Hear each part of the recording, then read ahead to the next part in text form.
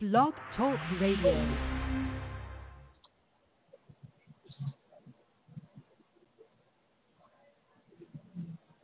Alternative facts.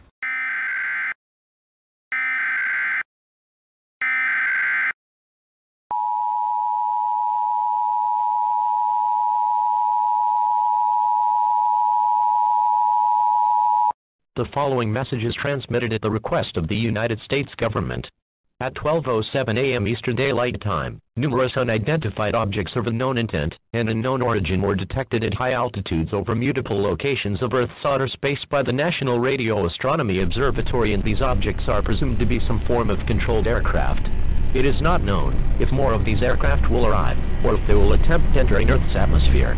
United States citizens are encouraged to monitor local media outlets, as more updates will follow as information becomes available.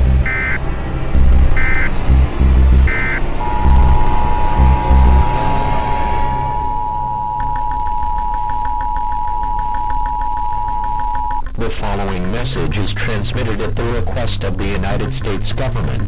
Attacks by the undead have been reported in several states across the country. The dead are rising from their graves and are attacking the human race. At this time, it is expected that more attacks of this nature will occur in several other states in the next few hours. The intent behind their attack is unknown at this time. He has been observed that a bike or exchange of fluids is a method of transmission. This is an extremely dangerous situation if they crave the taste of human flesh. It is not known whether this event will last for hours, days, or even longer. Stay calm, as authorities have been dispatched to deal with these creatures. An all-clear siren will be sounded when this situation is under control.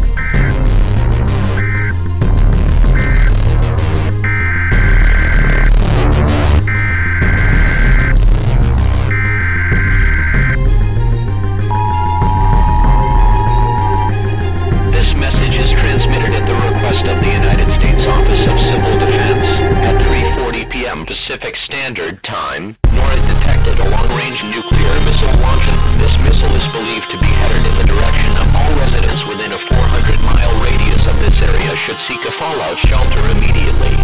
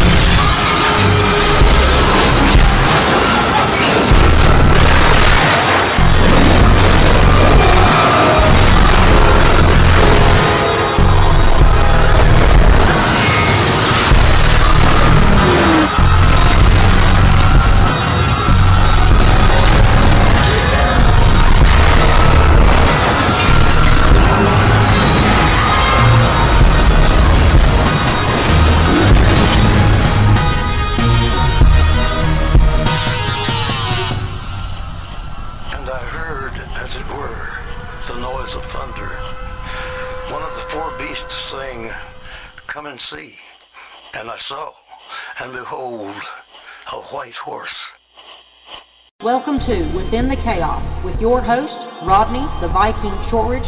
Want to give a big old shout out to the Facebook paranormal groups that allow us to post our shows on their pages and helping us to get the word out about all of our guests. If anyone would like to speak to Black Diamond Paranormal Society, BDPS, to discuss your paranormal questions or issues, go to our website at blackdiamondps.org or email blackdiamondps@yahoo.com. As always, our services are free. Good evening, everyone, and thank you for joining us tonight. You can listen in by calling 516-387-1922, or you can go to the Vibe Radio Network website at blogtalkradio.com/Vibe Radio Network. For deep within the heart of the Appalachian Mountains, I'd like to welcome everyone and thank you for listening to Within the Chaos. My name is Rodney Shortridge, and I'll be your host tonight. First off, I'd like to give a shout out to my cousins up in Ohio, Jennifer and Joe Shortridge of 222 Paranormal. If you get a chance, check out their talk show. You can find them on Facebook under 222 Paranormal. Have your devices just randomly stopped working? Are you having IT trouble? Not to worry, Mead's PC Repair Shop can help. We also offer IT support too, including website hosting. We are now also offering full event management services. To find out more, contact our friendly customer service team who will gladly help in any situation. Just call 276-880-8900, or if you prefer, you can stop by our shop at 1089 St. Clair Street, Oakwood, Virginia, 24631 by appointment only, or by visiting the website at meadspcshop.com for more information. Thank you. Well, thank you. Tonight, our special guest is the hot and sexy lady of the paranormal world, the Ice Queen herself, Amy Green. So I'm going to go ahead and get her on so we can go ahead and have a little chit-chat. So it is my, oh, she's already giggling before I even give an intro.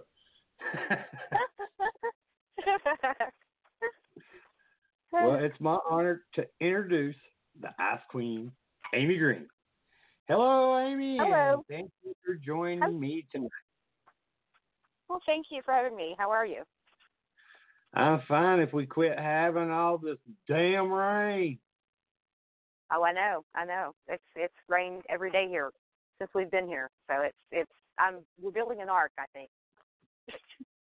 I'm just gonna get on a couple boards and just float my way down to Mississippi, I guess. Oh, mercy! Yeah. I mean, I mowed last week. Everything's all pretty. Now everything's all grown up real bad. And I'm like, damn, we got a jungle going on. Yep. Can you hear me okay? Yeah, I hear you fine. Okay. All right. Okay. Good. I was making sure. Okay. Well, first off, I just got to know, how did you get the title of the Ice Queen? I have to ask that first. There's a couple of reasons, actually. First of all, I'm a very hot-natured person. I like the cold, and so, ice goes with cold. And I have a tendency to be kind of cold-hearted when I have to be in certain situations. Oh. And so it just kind of goes. The nickname goes both with both meanings, I guess you could say. Nothing wrong with that.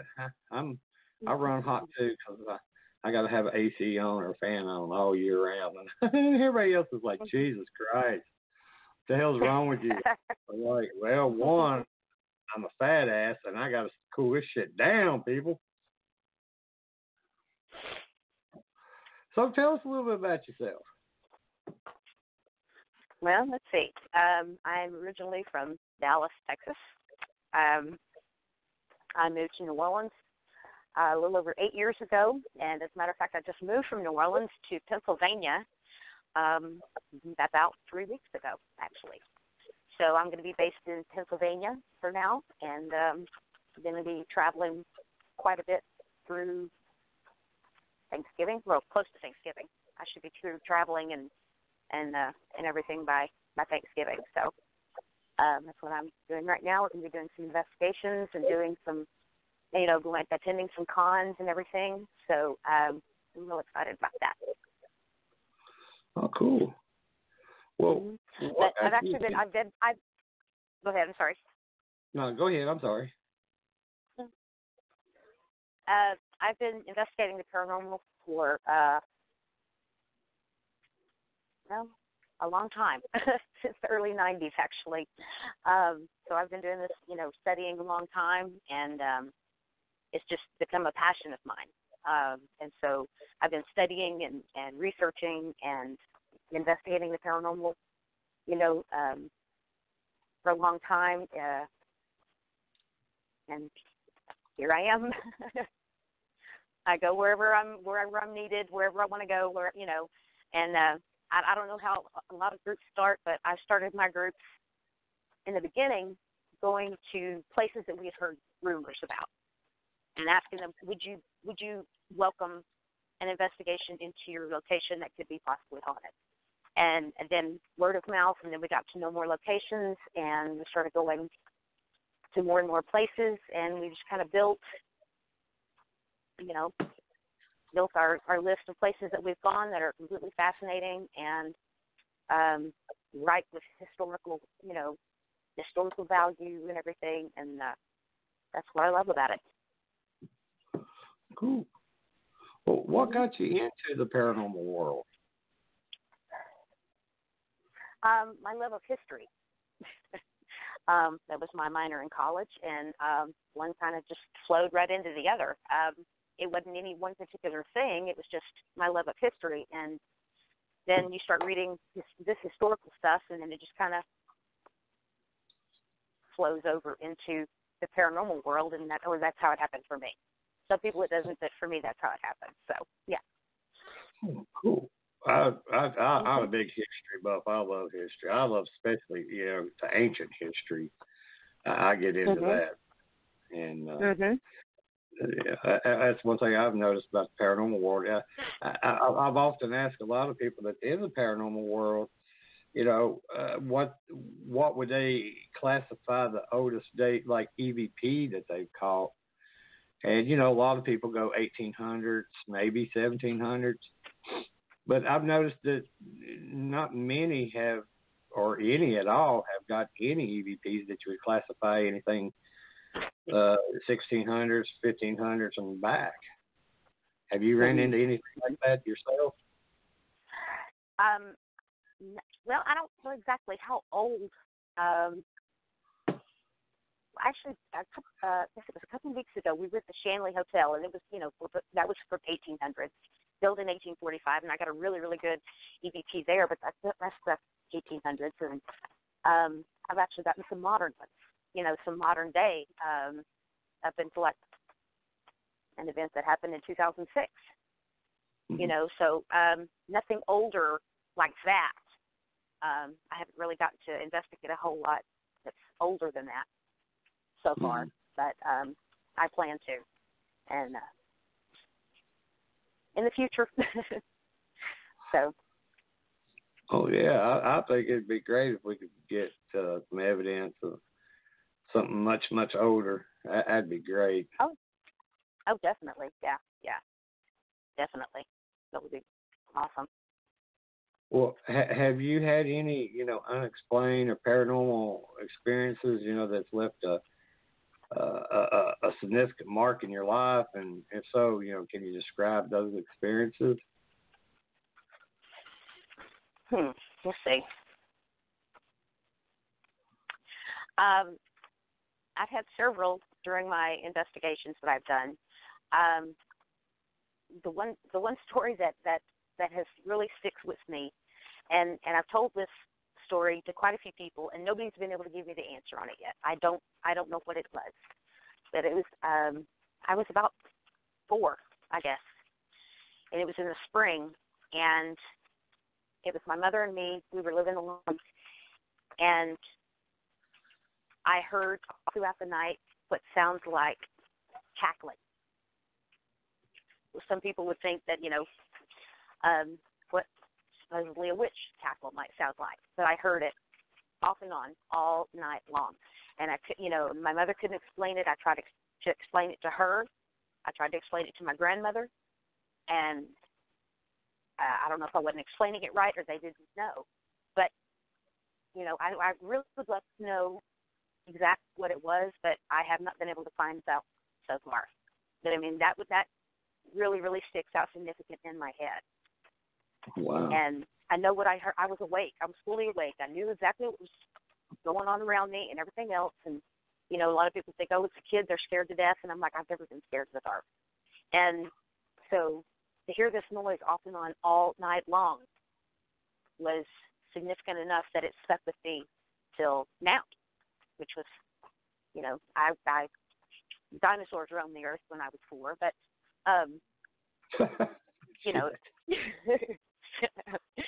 so it was significant enough to stick with me, and I've yet to find an explanation for it. It hasn't happened again, but I've yet to find an explanation for it. So that was interesting for me.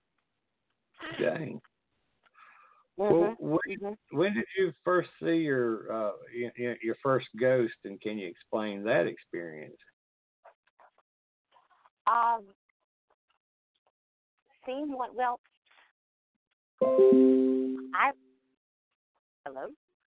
I'm here. Sorry, I have pop-ups right. that come up with damn Google, and I can't get them off. Oh. And it means that, Okay. everybody's like, what the hell? I was making sure. Wait, what did I do? What did I do? To see, I've seen events happen. I've never seen a full-bodied apparition except in pictures that I've got.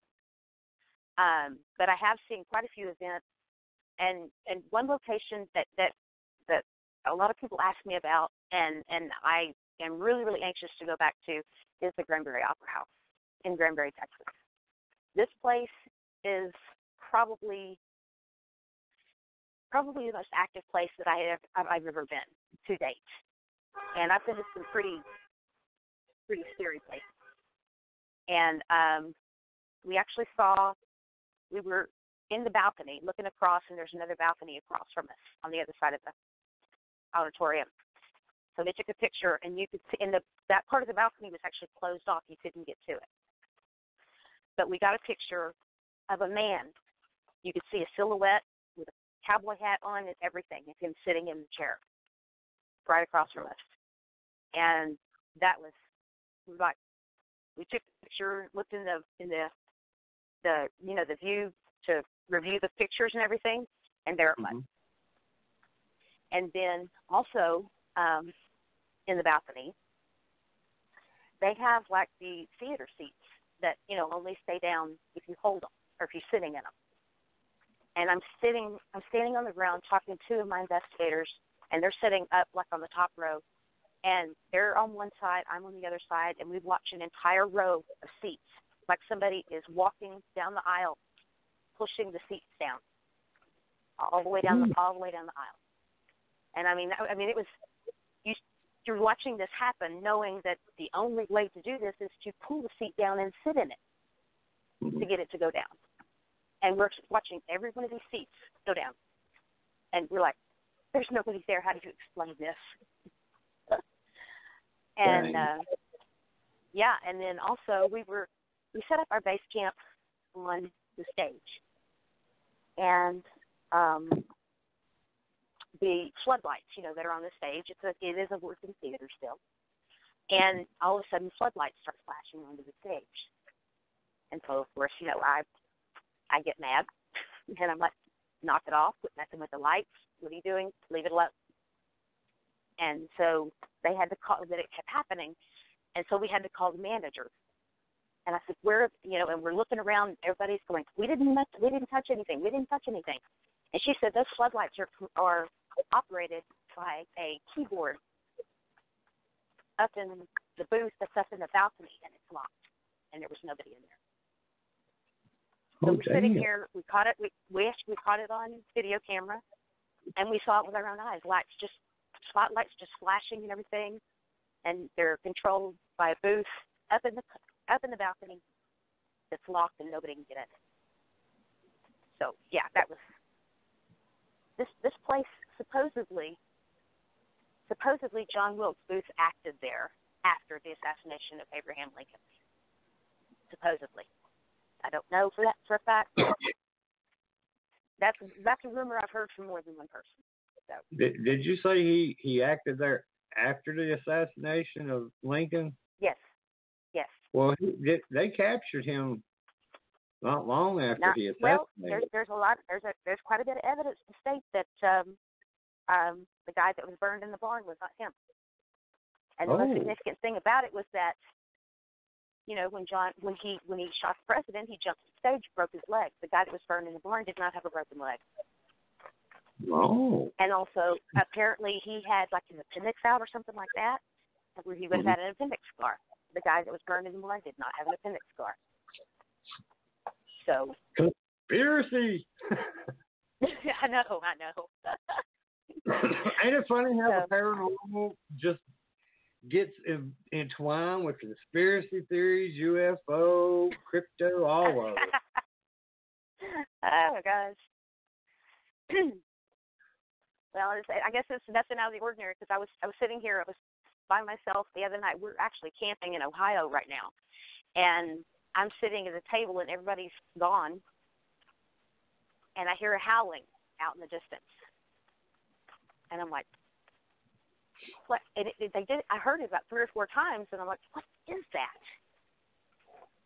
And I keep, and then Bill comes up and, "Look what I found. This is like at the top, one of the top 10 places in the nation to hear Bigfoot or see Bigfoot." And I'm like, "Oh, okay." So if it ever quits raining, maybe we can go and look for Bigfoot here. I don't know. Big good time. We'll be leaving some good muddy footprints. Woo. Yeah, right. Well, with the use of audio recorders, to capture EVPs, have you been able to communicate with an unseen entity while you're like on an investigation, where they're responding to you? With ITC, we've had some responses. My favorite go-to has always been my tape recorder.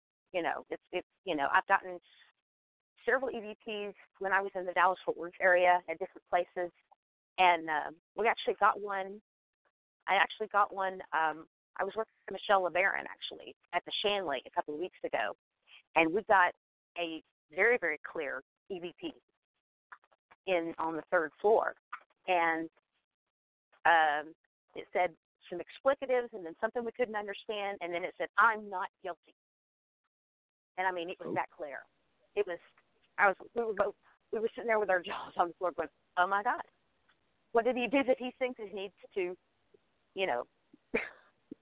say he's not guilty?" I don't know. We don't know who it is. We don't, nothing like that. But I mean, it was very, very clear, with the exception of the part in the middle. Damn. So yeah. And then the first one that I ever got was at a restaurant in the Dallas-Fort Worth area, at a place called Snuffers Restaurant. It used to be a biker bar years ago, and there was some unsavory things that happened in this bar, and I just happened to leave my recorder on one of the tables in the back room that used to be the biker bar. They built onto it to make a restaurant, and I got an EVP very clearly that said, "We're after you." I'm like, "Okay, all right."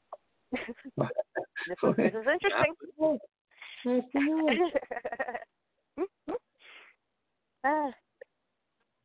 And everybody's response was, "And you want to go back somewhere like that?" I'm like, "Absolutely, absolutely.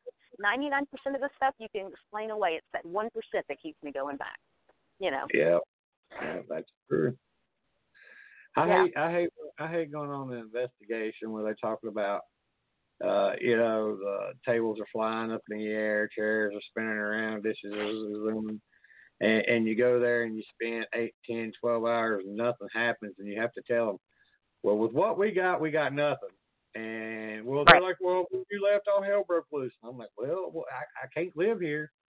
Yeah, right. Yeah.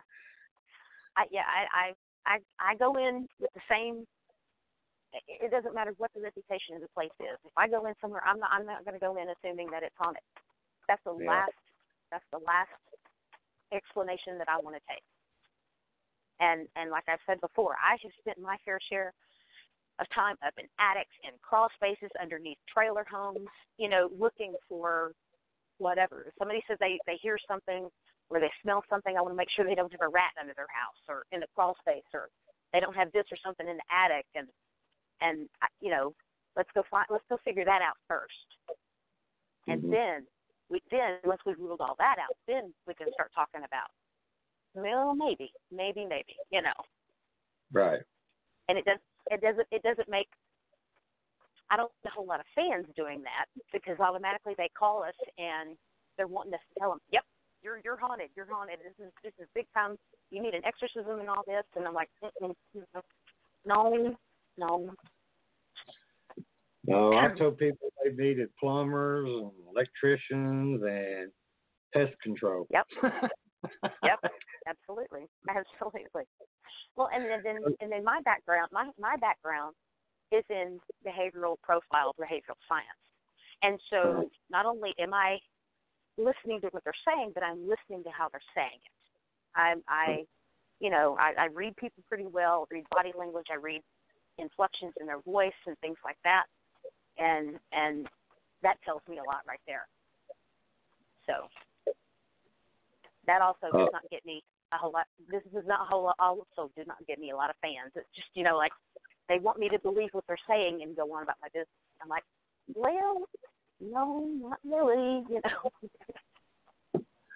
Well, I haven't studied nothing like that, but I don't know. I guess it's just the intuition or gut feeling with me.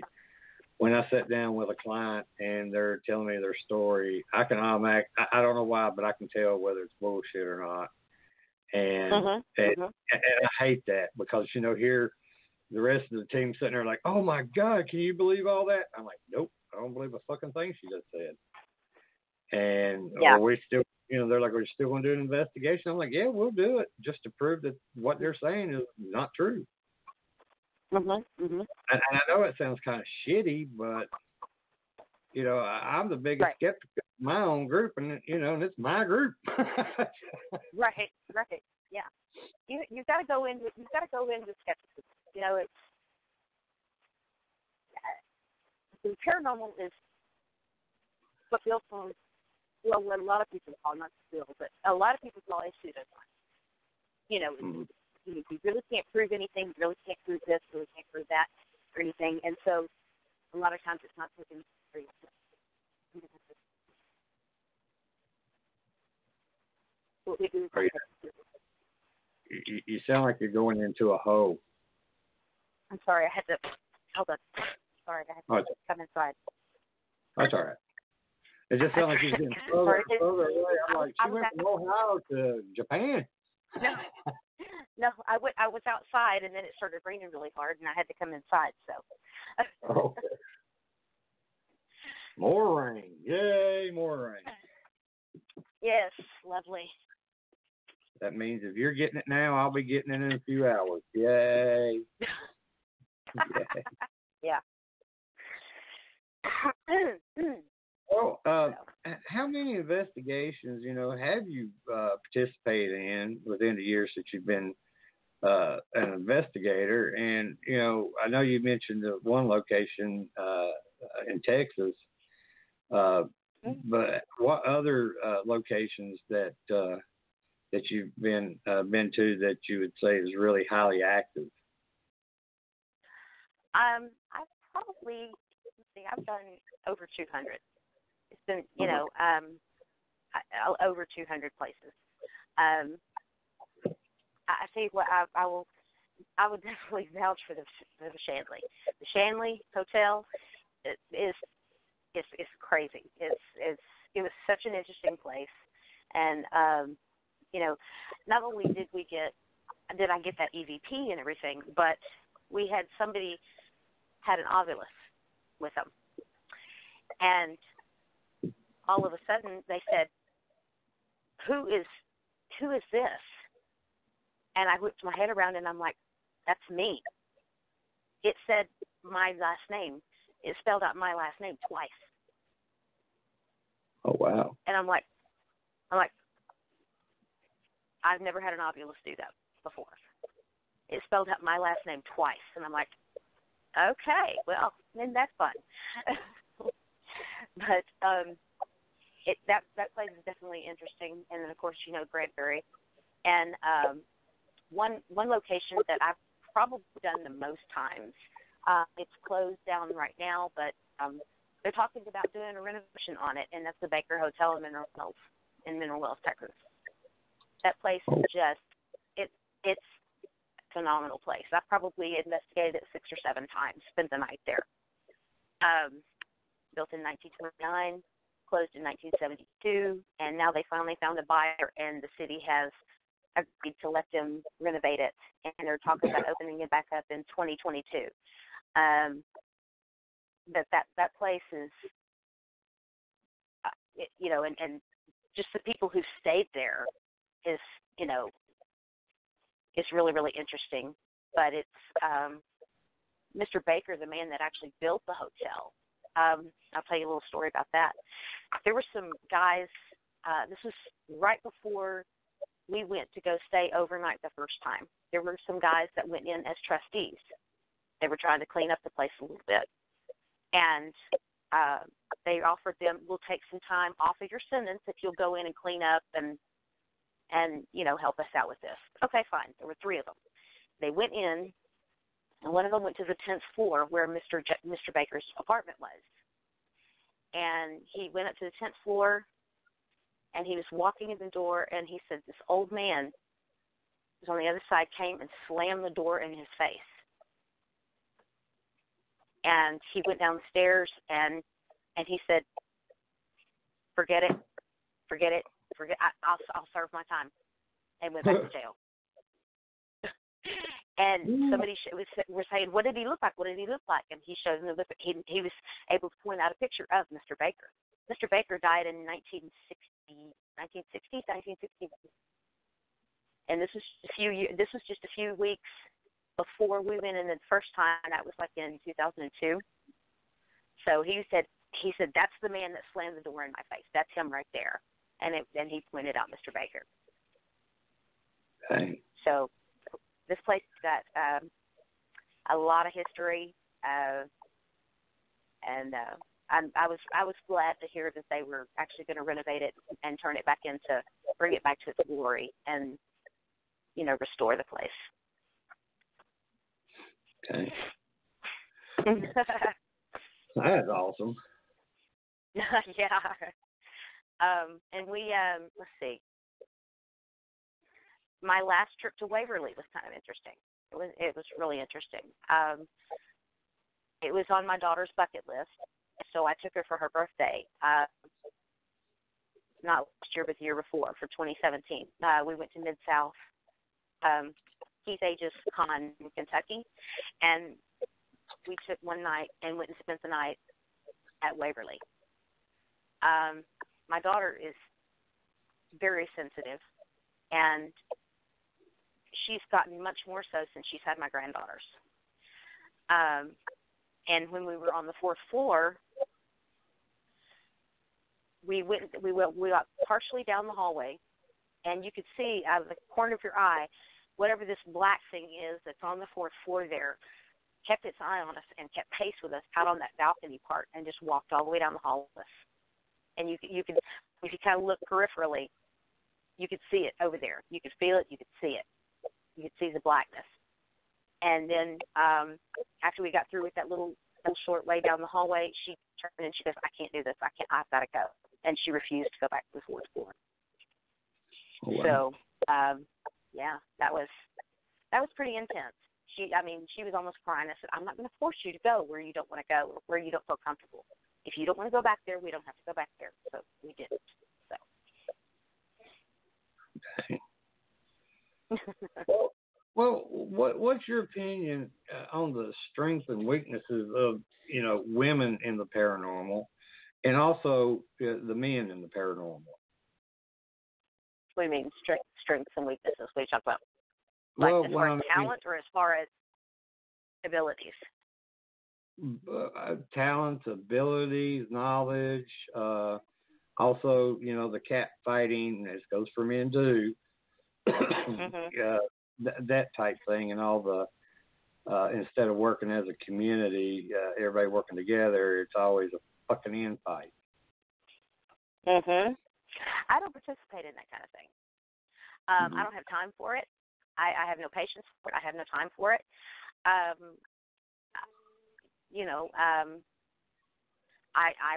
have worked with people that are infighting with other people, and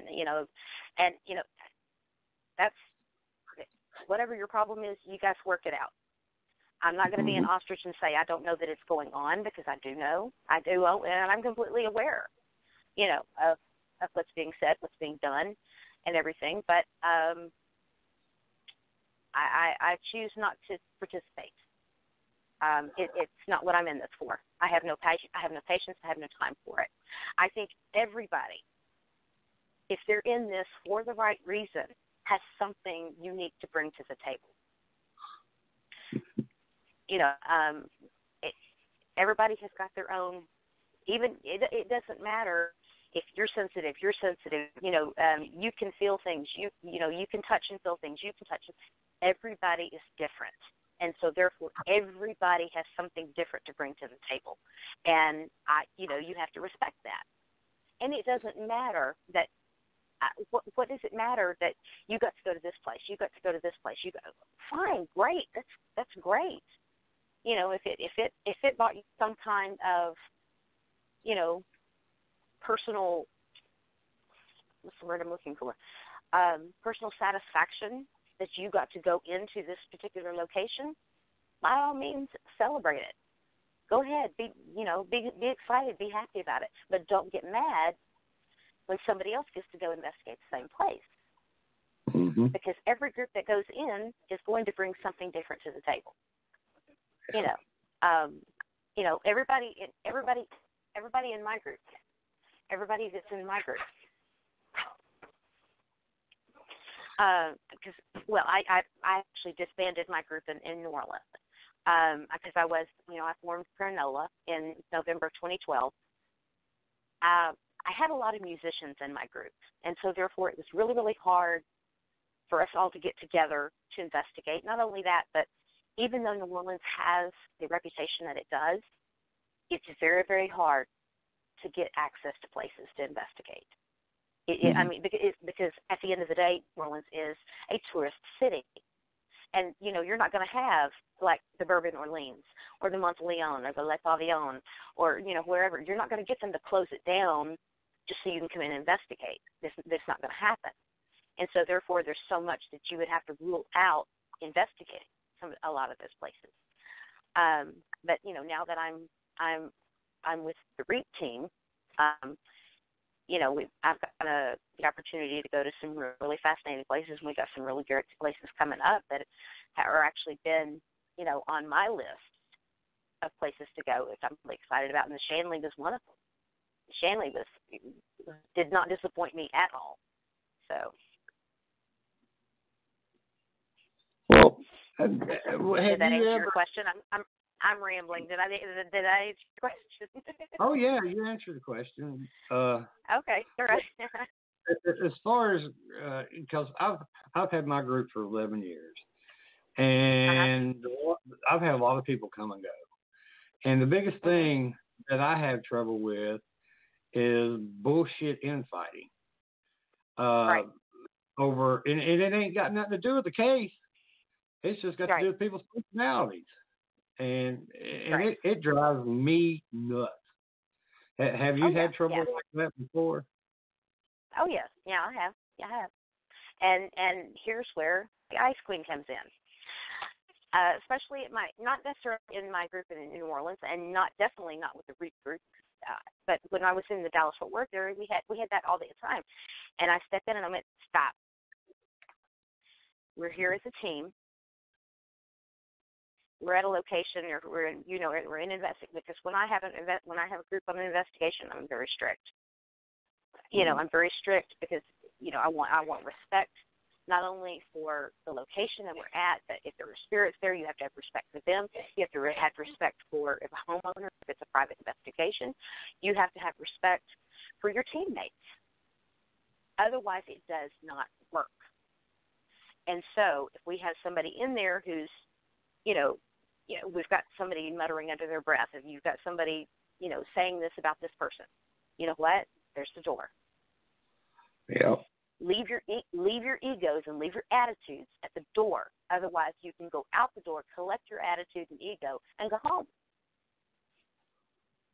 And I have no problem. I have no problem saying that if this is the situation that I'm faced with. Because one thing that I do with my investigations, a lot of people don't agree with me, but if that's the case, don't come investigate with me. I take my teams in blind. I don't want them going in with preconceived notions. I want them, if they have an experience, I want it to be their experience that they actually experience something. The most I'm going to tell them is, okay, let's set up EVP in here. Let's set up recorders in here. Let's videotape in here. That's the most I'm going to tell them. Mm-hmm. I don't want them going in thinking, oh, she said they heard knocking in this room right here. No. I don't want them going in with those ideas already in their head. But yeah, I don't tolerate it. I don't have time for it. I don't have the patience for it. So. I agree with you 100%. I just lost 4 members of my group that's been here with me for 2 or 3 years over some bullshit, and I told them, I just, this is the way it's going to be. If you don't like it, there's the fucking door, and they tucked the door, and that showed me, especially, and this is what pisses me off with people. Well, Rod, you're my best friend. You're my friend. We talk about everything, blah, blah, blah, blah. And then next thing you know, they just won't communicate with you, won't talk to you, just delete you off everything. And you're like, I got to have closure. I'm one of these people. If I fucking pissed you off, just let me know I pissed you off. And I'll either apologize or I'll say, yep, I said that and you were an asshole. Right. This is what I did, and this is why I did it. Yeah, and it's constantly been this battle, and it's actually took doing investigations. It's took the enjoyment of trying to find answers that I'm looking for and trying to help my clients look for. It's kind of took that happiness. I don't know if that's the right word, but that enjoyment away from it. And I've had to just sit back right now, and I'm just resetting because I'm just so sick and tired of the bullshit with people. I told them, I said, when I started this, it was just me and Robin. I can go back to that, and it wouldn't bother me one bit. So I don't know why I had to come out, but That's all right. That's all right. You just drew that right out of me, damn it. Thank you.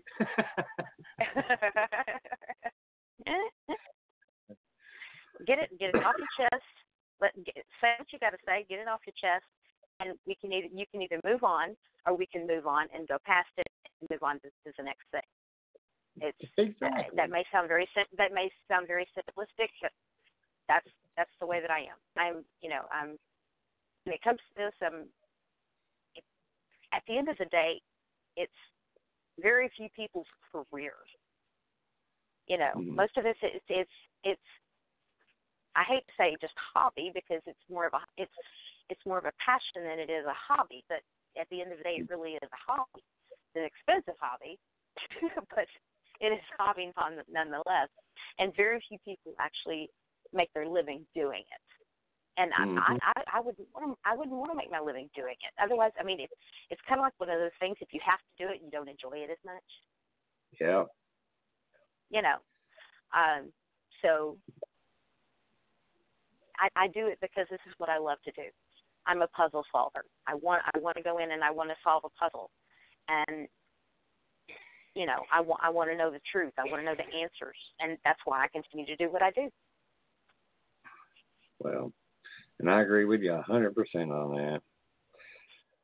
Well, what are your techniques? Such as when you're working on an investigation, do you go into it scientific, religious, metaphysical, or just spiritual based on the information that you have from your client?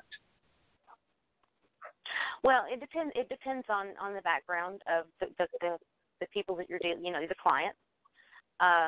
It depends on background. It also can depend on the background of, if it happens to be something there, what is that background?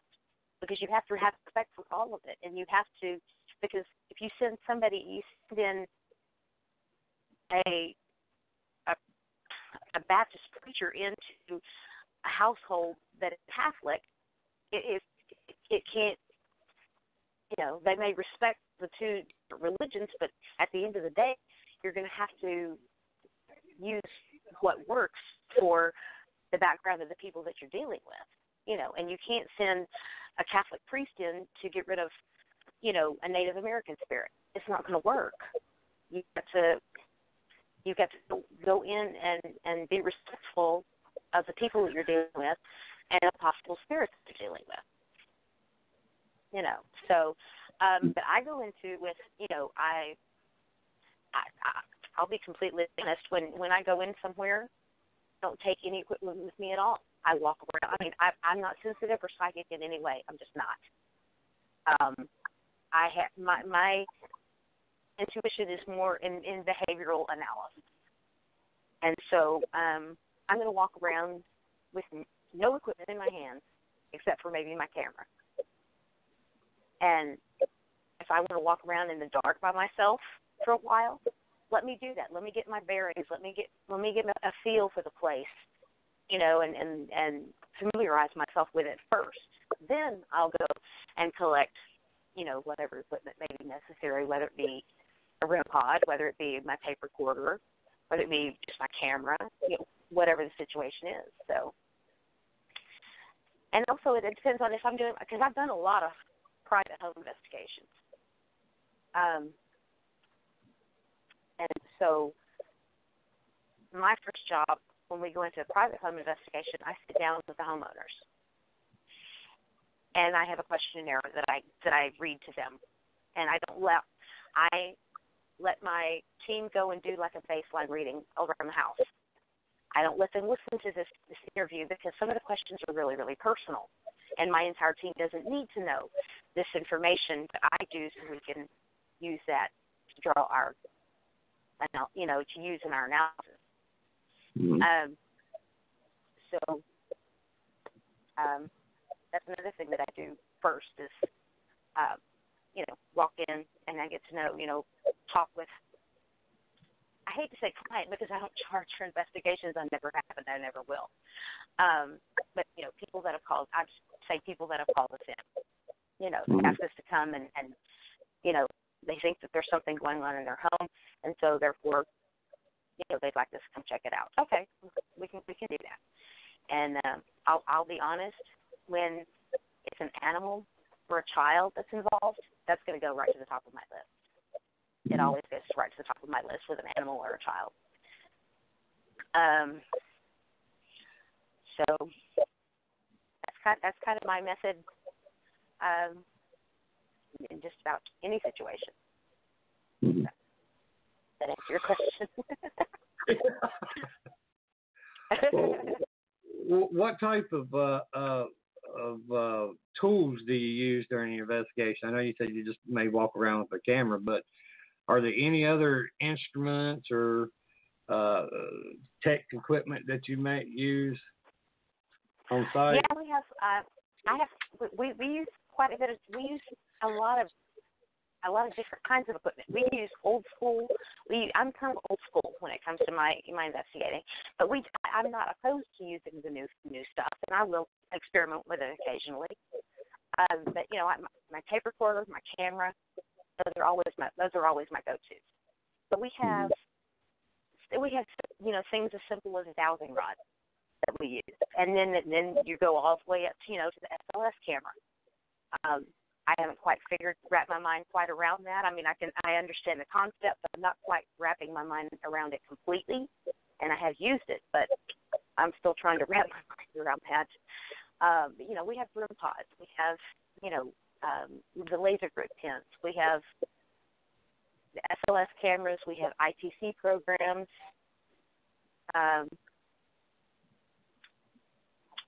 And we had some friends that put together some really interesting new toys for us to try out occasionally. And so we'll go in and if it's a public investigation, that's more what we use those for, not in a private home investigation, because we're still experimenting with those.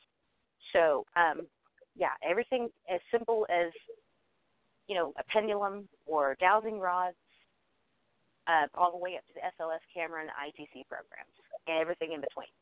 So I don't really use EMF, and I don't really use K2. I've seen too many experiments where, especially with the K2, especially the EMF and the K2, where you're having people with really, really high energy can set those things off. Mm-hmm. It's not always electrical, like, wiring in the walls or, an outlet or, or something like that. people with really high energy, especially somebody with like ADHD or something like that, that's really, really hyper and they've got really, really active mind, things like that, they can set those things off. But their energy sometimes is powerful enough to set those things off. So it's not really completely reliable. In some situations, I guess it could be, but you don't know if it's, even if you're dealing with something there's no electricity there. How do you know it's not a person near you that's setting it off? And so I don't lean towards those as much as I used to. So. Okay. So what is your favorite piece of equipment to use? Just your camera and recorder, or do you have anything else? My camera and my recorder. Yeah, those are always my go-to. Those are my favorites. And if I could still, and I know it sounds crazy, but if I could still, I probably could somewhere. I used to, when I started, I had an analog recorder, and I unwrapped a fresh tape for every investigation. Every tape was just for that investigation, and and so those are kind of hard to find now. So I have gone to do a digital one, but yeah, those are probably my two favorites. Yeah, when I started, I used the analog recorders, and they're awesome. I agree with you. That is awesome. But with the technology, it's easier to pull it from a digital. But yeah, I like you. I like the old school way. I think, my opinion, I think it's more simpler. Most people, when they see these or have these experiences of stuff, they don't have a camera, they don't have a recorder or nothing like that. So I do think when you oversaturate an area with a lot of technology, I think you may be shooting yourself in the foot from experiencing what they may be experiencing. Right. Yep. And and it's like you got the only thing that I have like with some of public investigations is that I can tell when you go into a certain place, you have a lot of people that come and they want to investigate, and that's all well and good. It's great.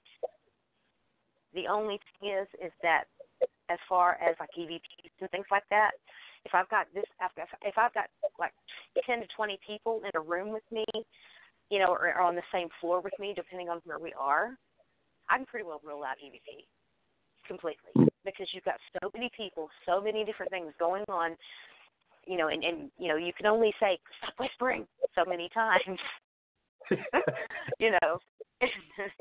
quit talking so loud. You can only say that so many times before you go, okay, I give up, and so that can get frustrating sometimes. It's still fun to investigate,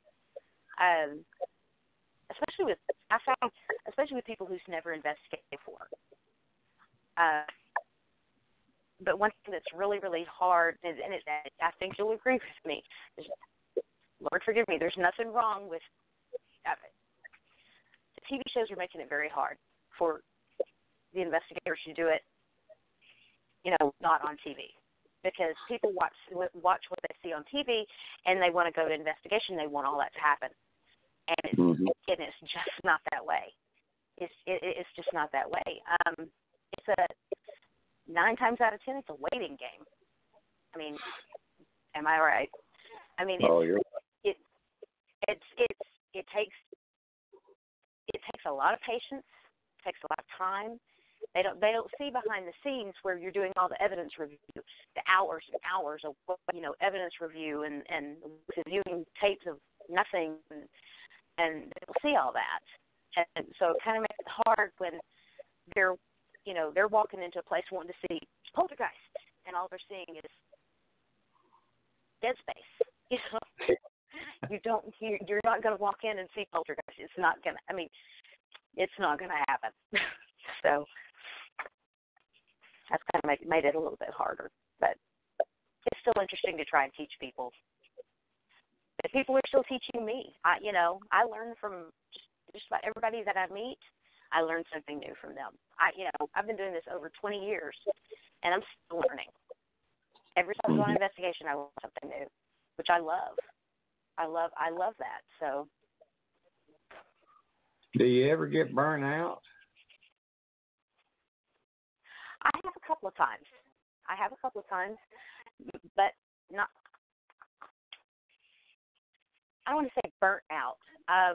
I did a little bit when we were in New Orleans because there were only so many places that we could get into, and and I wasn't being able to go a whole lot, and so therefore I'm like, okay, I'm just going to sit here until we can get in somewhere. And I mean, we had one place that everybody wants to investigate when they're in New Orleans. Everybody wants to get in there, and so they said, sure, you can come in here. It'll be $3,000 for 3 hours. God almighty. And I said, okay, thank you, no.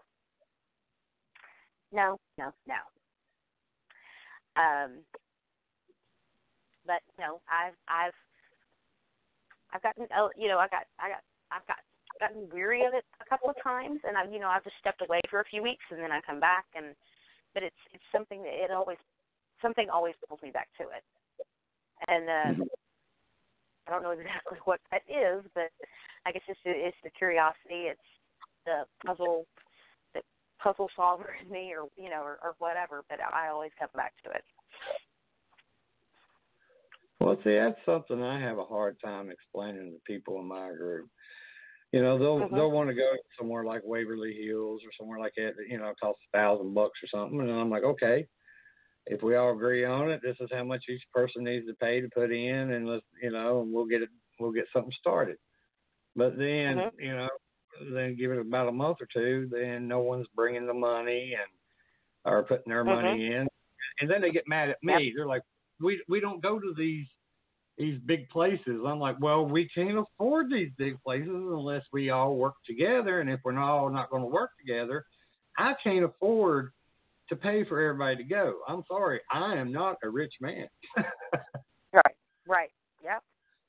So the first time I ever went to Waverly was when I was still in the Dallas-Fort Worth area. It was in 2010, and they had it to where you could do overnight, but it was $100 per person, 10 person minimum for the overnight. And then you get there, and I don't know what I was expecting, but this was not it. And we get there, and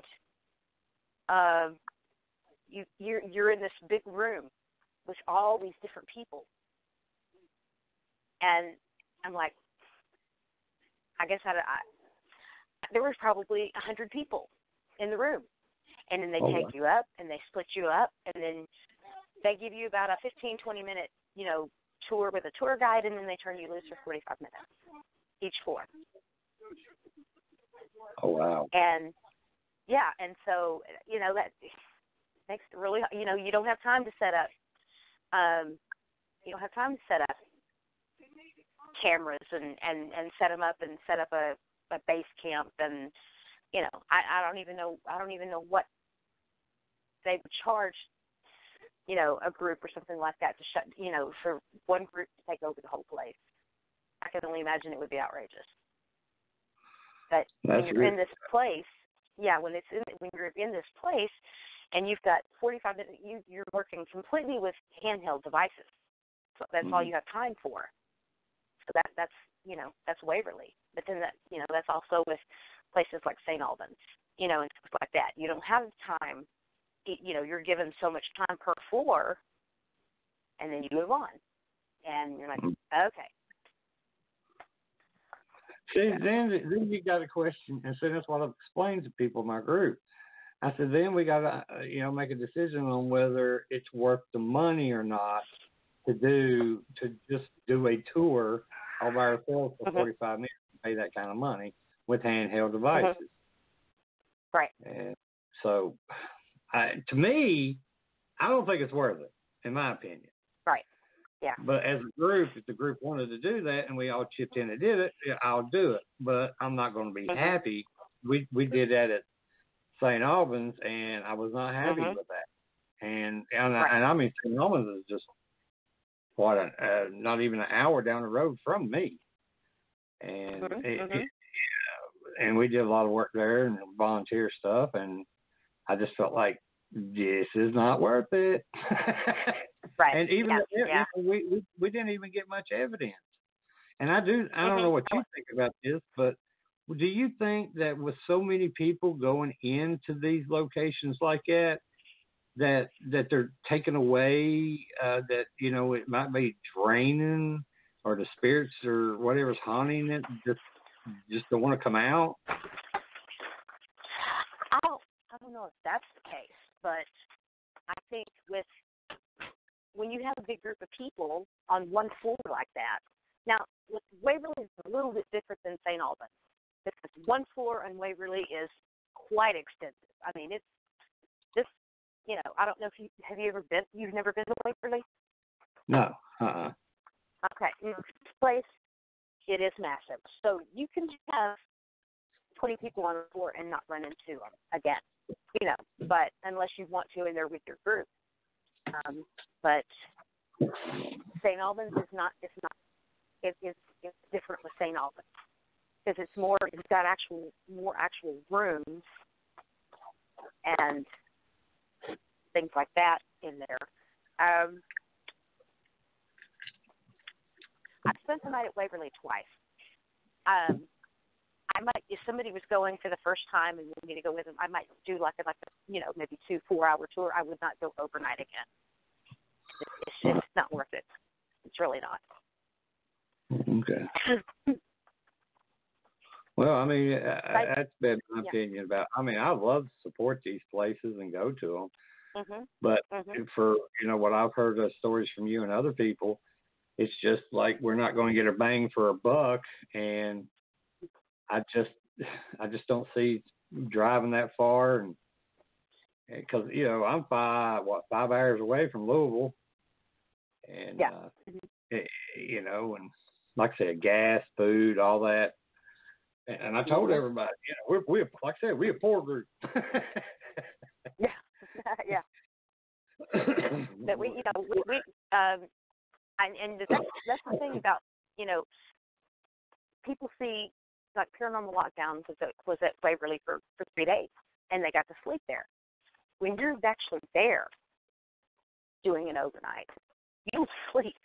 You barely, I mean, I was there for 7 hours, 7.5 hours. I sat down for maybe 20 minutes the whole time. The rest of the time, I was walking. I was, you know, recording. I mean, the first time that I went, I had a really unique experience. I'll tell you about that real quick. We were on one of the floors, and we heard like an impact sound, something hitting the floor. And so my co-founder and me were walking around, and we stop and we're listening. We're like, what is that noise? And you could hear it repetitive on the ground. And all of a sudden, we keep walking towards the noise, and we see this green ball roll. It finally quit bouncing, and it rolled out. And we're like, so we're thinking it's another one of our team members. We go running in the direction that it came from, and there was nobody there. So that was interesting. But to spend the night, you know, to spend the whole overnight there again, no, I wouldn't do it again. Okay. Well, this question is, have you ever, well, first off, I guess, in your opinion, what is a demon? And have you ever experienced a demon? No, I haven't. I've experienced things that somebody who was possibly a nasty person in life, and now they're just nasty. They just took that personality with them. I think too many people, when something negative is happening, they automatically think demon, and people jump the gun on that too much, I think. A true demon possession, or whatever you want to call it, is really kind of rare. I think there's some people who are just nasty in life, and then they're nasty in death. I mean, they're just nasty, mean, you know, whatever sadistic type person they were in life. That's what they've got. Now they carried that on to the other side. whatever side that may be. The only thing that I've come across that I would even start classifying as evil or demonic was I had a case in Granbury, Texas one time, and it was a private home, and we got contacted by this couple. They had two children. One little girl was 5, little boy was 9, and we were already set up to do an investigation. And she called me screaming, crying one night. So what do? We got kids involved. 10 o'clock at night, I hop in the car and we go. Me and one of my other team members go. And they had gotten to the point to where all of them were sleeping in the living room. None of them would sleep in their bedrooms. And even if they had to go to the bathroom, the little girl had to go to the bathroom. She would go to the bathroom, he'd stand outside the door, and vice versa. Well, it was the boy's turn. He was going to the bathroom. We walk in, and something's got her around the waist and won't let go. Little girl screaming and crying. Mom's screaming and crying. Little boy's, running out of the bathroom screaming for his mom. And at that point, we're a Christian family. And I'm the first to admit when something's over my head. This was something I knew was over my head. So whatever it was, finally let go of the little girls.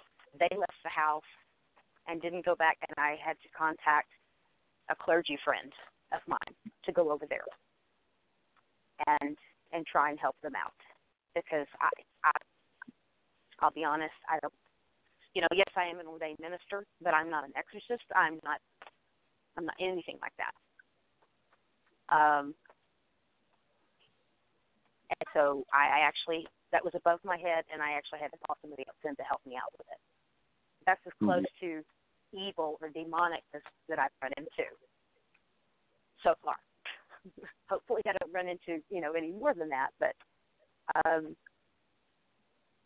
that takes a special type of person to be able to handle that kind of case. Yeah, I agree with that. Mm-hmm. Well, what is your opinion on why spirits, still linger and not move on? There's several theories on that. I mean, you have those that,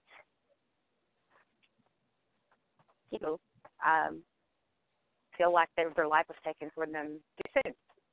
And, whether it's that they didn't go to the light or whatever, whatever transition that they go through, they wanted more life and maybe they chose to stay behind. That's just one thing you don't mess with is free will. Some of them maybe they died a tragic death, and, I've heard of cases where, they've got, we've had, I don't know if you've ever heard of it, but I've seen the case file a couple of times on a nurse named Teresita Vasa. She solved her own murder. She helped another nurse that she was working with solve her own murder. After that, she moved on. And then I think there are some that just don't realize, whether it be a sudden death or anything like that. Maybe they just don't understand that a transition needs to happen. One of the saddest that I think is children's spirits, because are you a father? Oh yeah, I have 4 grown kids and 5 grandkids. Mhm. Yeah. So you would understand. I can't understand. I can't imagine what it would be like to lose my daughter, as you with your children or grandchildren. And so, you have these cases where these children, they die either suddenly or from illness or whatever, and then you have these grieving parents who want to hold on to them so much they're not even thinking about the fact that they could be holding them here, by their grief, with their grief and everything. And maybe the child would be scared and they see their parents and they want to stay, or, whatever that situation is.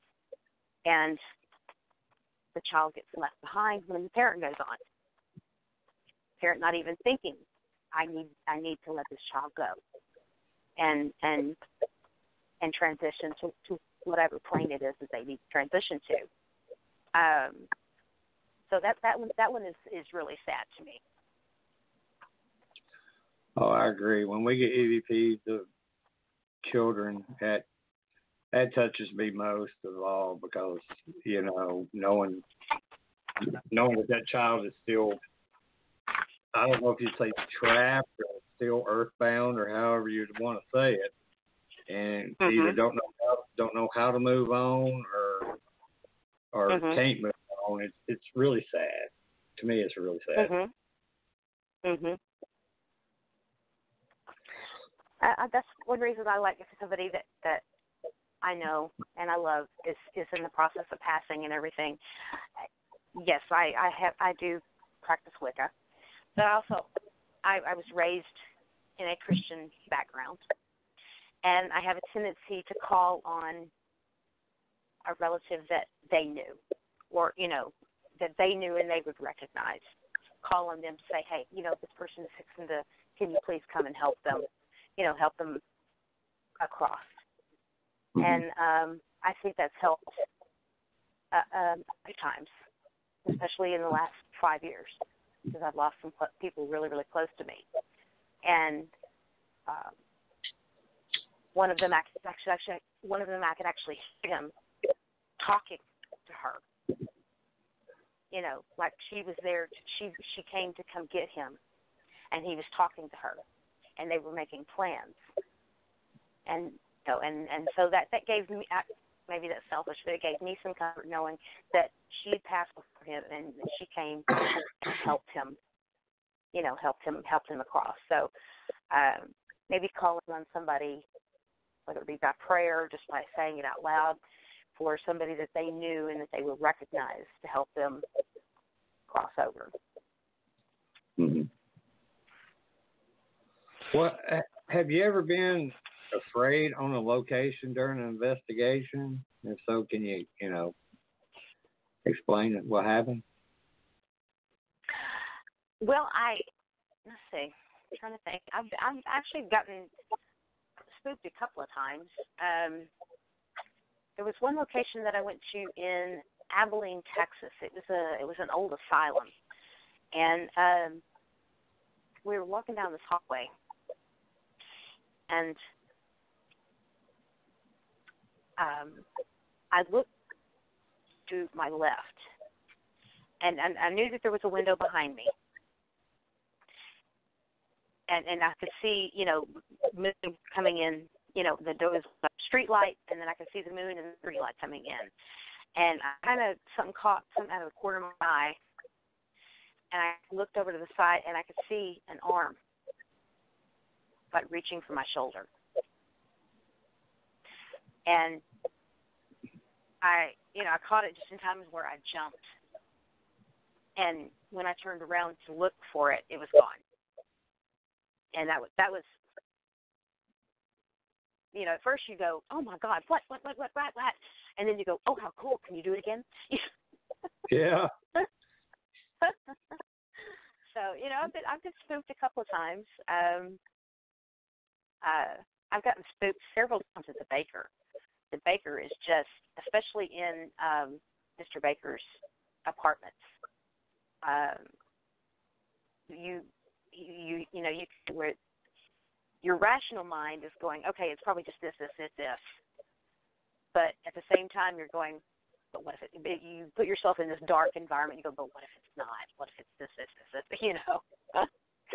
So, but I think you can work yourself up into a frenzy sometimes, which I've done a couple of times. I'm not going to lie, I've done that a couple of times, but I've learned not to do that.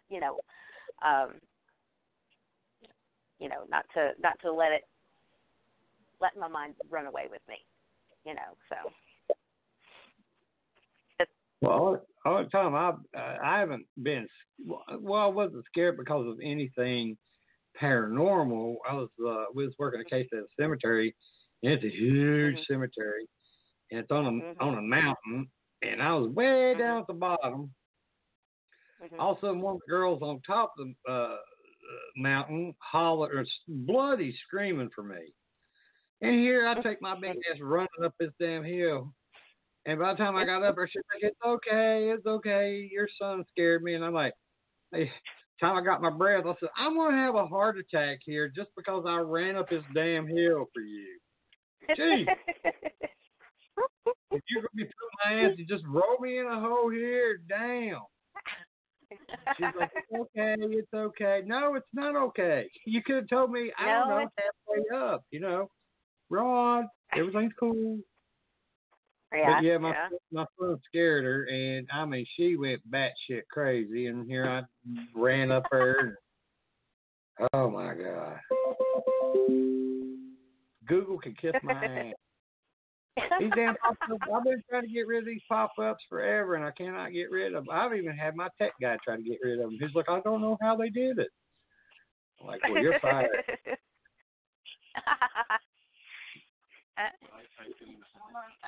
Well, what is the best evidence that you've captured, as far as audio, video, or still camera? Do what? I'm sorry? What's the best evidence that you've captured on audio, video, or still camera? Well, probably, excuse me, probably the EVP that I got at the Shanley was, besides the one at the restaurant in Dallas, the 2 weeks ago at Shanley, that was probably the most clear EVP I've ever gotten. And it was, and like I said, I'm not sensitive or anything, but I definitely felt there was a whole section on the third floor that my whole body was just like, nope, don't do it. And because I know I'm not sensitive, if my body's telling me, wait a minute, you don't need to be here, then I listen. And so there was a whole section, a whole hallway that I wouldn't. It was just like this wall, and like nope, and you call on whoever protects you and all other stuff, and then that's when the Ovilus spelled out my last name, my maiden name. And I'm like, because the girl goes, wait a minute, who's Jackson? And I'm like, what? And then it said it again. And she goes, who's Jackson? And I said, that would be me. It's my maiden name. And then all of a sudden it came up, and she says, well, I tend to have soldiers as her, she has a soldier or something like that as a spirit guide. And as she's telling me this, Ovilus is spelling out soldier. And then after the soldier thing came up, it was like the whole atmosphere lightened up. And it's like, okay, let's go down this hall. And so I went down the hall, I had no problem. As long as I got permission to be somewhere, I'll go wherever. I don't care, But if something in my gut says you don't need to be here, I listen. And but I will say this, because almost 2 weeks, 2 different times last year at the Bellaire House in Ohio. And the first time I was there, I was actually touched twice. I was up in the attic, and I was actually touched twice, and I'm like, oh, cool, I can do that again. And then for some reason I've been able to sense a little more since that time. I investigated a museum in New Orleans. If you ever get the chance to go to New Orleans, go look at Bloody Mary. She's an awesome lady, voodoo priestess. She has a museum. She has a store on the side. She has a haunted museum on the other side. We're up in the apartment stairs. And I was standing in the bathroom doorway where the dismemberment of a body happened. And I was standing there in the doorway in the dark, and I could actually feel arms wrapping around me, like from behind, like somebody was standing behind me, and they came up and hugged me from behind. And I mean, I could actually feel the arms and feel somebody back behind me. And then as soon as that happened, REM pod went off, millimeter went off. I mean, all these things just started going off, and I'm like, it was really fascinating. It was really cool. And it's happened to me there about 3 times, and I've had my hair stroked in that place. And so I kind of think Bellaire was a little bit of a turning point for me. But like I said, I by no means claiming to be sensitive or psychic or anything like that. I just think that experience in the Bellaire House kind of opened me up a little bit more, where I could put up a shield against when I'm going into a location rather than a wall. Mm-hmm. And I think that's worked better in my favor. So. Okay. Well, what's the strangest or weirdest case that you've ever investigated? The what? The strangest or weirdest case that you've ever investigated? Weirdest. Well, we had one case. It was a private investigation in Garland, Texas, actually. We went out there, and I actually feel like there was something. I actually believe there was something going on when we went out there the first time. I get any vibes from the guy that it was his house and everything else, and we actually had all kinds of stuff going off. Had motion detectors in rooms where there was nothing moving, and we had motion detectors going off left and right, and all this stuff going on. And so we had somebody come in and they did a cleansing on the house. And then some of the people who've heard this story, but this is a fascinating case for us. Then about 3 weeks later, he called us back. We went back. And he took me into his daughter's room, or his stepdaughter's room, and it was a mess. I mean, there's stuff everywhere. But this is where the paranormal left my mind, and I stepped into what's going on here behaviorally. Because I looked at it, and I'm like, this mess is a little too organized. And I was able to read him and assess from what he was telling me. It was nothing paranormal. He was sleepwalking. Oh. He was sleepwalking. You know, he kept telling me, I asked him, I said, are you a sleepwalker? And he said, but yeah, but when I get really, really, really stressed, I haven't done it since I was a kid. And I started naming all these things, and I said, dude, you're doing this, and you're doing this, and you're doing that. I said, how much stress do you want? Mm-hmm. I said, this is the perfect storm. And I honestly believe that you're sleepwalking.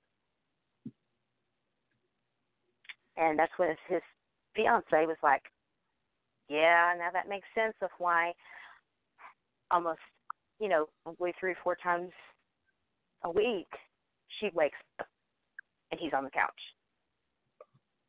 And I'm like, yeah. I said, this is not paranormal. I said, you're sleepwalking. You're doing these things in your sleep. And I don't know what's going on. I said, I don't know who messed up your daughter's room. I said, but this mess is too organized. Now, if you want to, the drawers were pulled out from the dresser. And I said, now, if you want to go and give me some Scotch tape, we can figure this out. And he was like, I said, do you have some tape? And he said, yeah. And he said, what do you need the tape for? And I said, I want to see if we can lift some fingerprints here with the tape. And he quit helping me look. He quit trying to find the tape for me. He just kind of shut down at that point. And I'm like, yeah. I don't know if there was so much going on I mean, I know there's so much going on in his life. He was sleepwalking, but I don't know if the whole mess that he made, he was trying to get attention, exactly what it was. I said, but this isn't paranormal. This is, I'm not saying you're crazy. I'm just saying your mind is working overtime. And so that was a very, very interesting case for us. And so, yeah, he was not my biggest fan when I left. But like I said, you got to rule it all out first. That's right. Yeah. People don't like the truth. They like, yeah. And I've noticed that with a lot of the people we've investigated for. When I sit down and I show them what we got or what we didn't get, and you know, I'm like, just my opinion, and I would say 50% of the time I catch shit instead of thank you or something like that. And I'm like, well, if you want to get somebody else in here, you're more than welcome. Thank you for I'll try to be nice. And then when I get in the van, I'm like, fuck y'all. I'll be professional to your face, but goddamn, as soon as I get in that van, I'm talking shit. Yeah. We've had. I've had some. And I know this sounds bad, but there are some cases that I don't refuse to take them on, but I have a hard time, and that is trailer houses out in rural areas. There's just so much. There's so much out there that could be, because I've done a couple of those, and this guy was telling me, I'm smelling these things. I'm smelling, and I keep hearing this hissing noise, and it's the same time every night. And it's this, and I'm like, okay. So then, so I walk in and I look, and he's got holes in the floor of this trailer. And I'm like, well, there's part of the problem right there. There's probably part of your smell problem right there. And I go and I look up in the attic. I'm not attic, but I go look in the top of the closets and everything. There's mouse droppings. That's another thing for smells. And then while we're standing there, all of a sudden I hear hissing noise. And he goes, there, that's a hissing noise. And I'm like, hon, that's a sprinkler for a septic system. That's not a hiss. Yes, it is a hissing noise, but that is a sprinkler for a septic system. That's not paranormal. So. I've had to turn down cases because of the fact it was unsafe to be there. Because what you're describing, or they're one of these hoarders or something, and there's just no room, and or they got trash and clothes and I'm like, no, I'm not going to put myself and my people at risk of getting sick or getting hurt. I'm sorry, you're going to have to call somebody else. Right. I've had to do that, and I know it makes me an asshole, but safety first. Right, exactly. Well, it's like this place. Not only did he have holes in the floor, but he had black mold in the bathroom. I see black mold in the bathroom, and I'm like, everybody out. And that's when we went outside, and that's when we heard the hissing, and I said, sprinkler for septic system. There's your hissing noise. So, no, I'm sorry. I'm not gonna keep my people here. Because right, it's safety first. Yep. At the end of the day, you're the leader group, and everybody chose to come with you, but you still feel responsible for the people in your group when you're at a location. We had a guy on our group. He weighed about 600 pounds, and one of the guys also in my group, he was a military medic. And I talked to him. I'm like, what are we going to do if he was to step through a floor, or I don't know, be at a cemetery and have a heart attack and die on us? What are we going to do? And especially in the middle of nowhere, because I started thinking about him, and he's like, well, I tell you right now, we keep a first aid kit, which we did, we always do. He said, get a tarp, and that way, if something like that happens, we can use the tarp to pull him out, and rope and all this. And so we started carrying that. He didn't know it, but I always kept stuff like that. You got to think about your people too. And there's a lot of groups out there I know of around here that they don't give a shit. They'll just jump right into the fire and not even think about the safety of their own people. Yeah, no, that's not right. That's not right. No, even though, like I said, at the end of the day, you know, you're the leader of the group, and even though they're adults, they came of their own volition, you still feel responsible as the leader for these people and their safety and their well-being. Exactly. Yeah. Because they're not thinking about that. They're just thinking about, all right, I'm getting ready to go on an investigation. They ain't worrying about all the other stuff. Mhm. And that's one thing you have to ask. Even the most famous places in the world, you still need to be asking: is there any place that is not considered safe that my people need to stay out of? Mhm. Mhm. You know. That's absolutely right. Well, and I, yeah. you know, any out there listening, you all need to really consider that. So, do you prefer? Do you prefer investigating residential, historical, or commercial property? I like investigating all of it. I don't really have a preference. I mean, one of the things that I love doing is because of my love of history and everything. With the Reap team, we're doing several events. We've done several events in the past couple of years where we've raised money for these locations and everything for historical preservation. You know, and I love that because you know everything that we're getting as far as people paying to come to this, it's given back of the location, and maybe this place got the paint job that it needed. This place got the windows replaced that it needed, because history is history. Once it's gone, it's gone. And I love the fact that we focus on historical preservation. We do a lot of work with that. And not even in, I mean, there's been a couple places when I was still in Texas that, yes, I've investigated the place, but at the same time I've gone and volunteered my time to go and do cleanup if cleanup needs to be done. You know, things like, they're nice enough to let us come in. Let's return the favor and try and at least keep the place straightened up, cleaned up a little bit. So I love doing that. Mm-hmm. But no, as far as, an investigation to me. I take each one of them seriously. Well, how do you feel about paranormal groups today compared to, when you started investigating the paranormal? You really want me to answer that?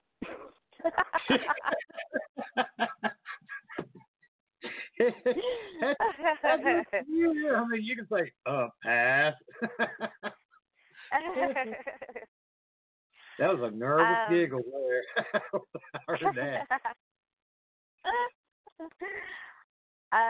When I started, we just wanted to investigate the paranormal. It was something we were all interested in. We were passionate about it, and we were just going in to just, try and see if we couldn't find proof. And in some cases, I'm not saying it's all groups.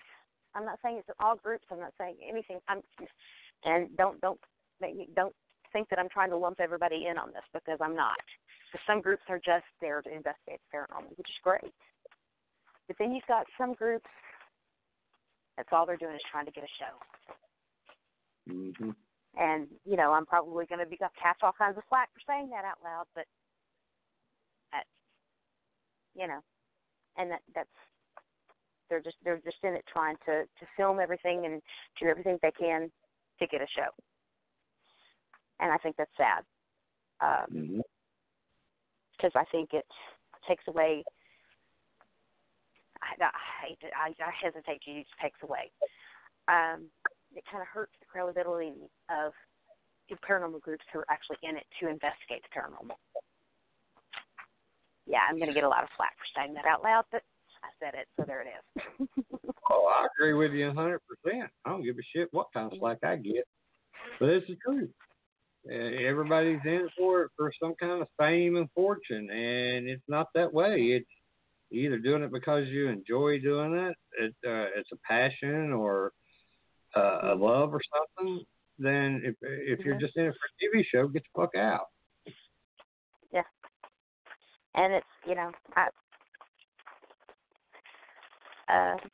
and don't get me wrong, I've had the opportunity, but you know, because I'm also, you know, an author. I write paranormal fiction, and the guy that was interviewing me at the time, he asked me about my books. I said my books are based loosely on investigations that I've done, and I add a little bit of juice to them. That's why it's fiction. Mm-hmm.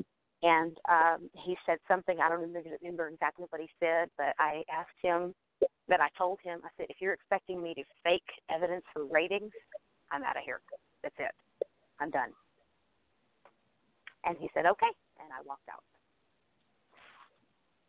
You see, I had to do it when we was on my ghost story. They was wanting me to say things that wasn't true, and I refused to do it. And I told them, I took my mic off. I got up out of the chair. I said, no. If I knew this is the way it was going to be, you know, hell with you all.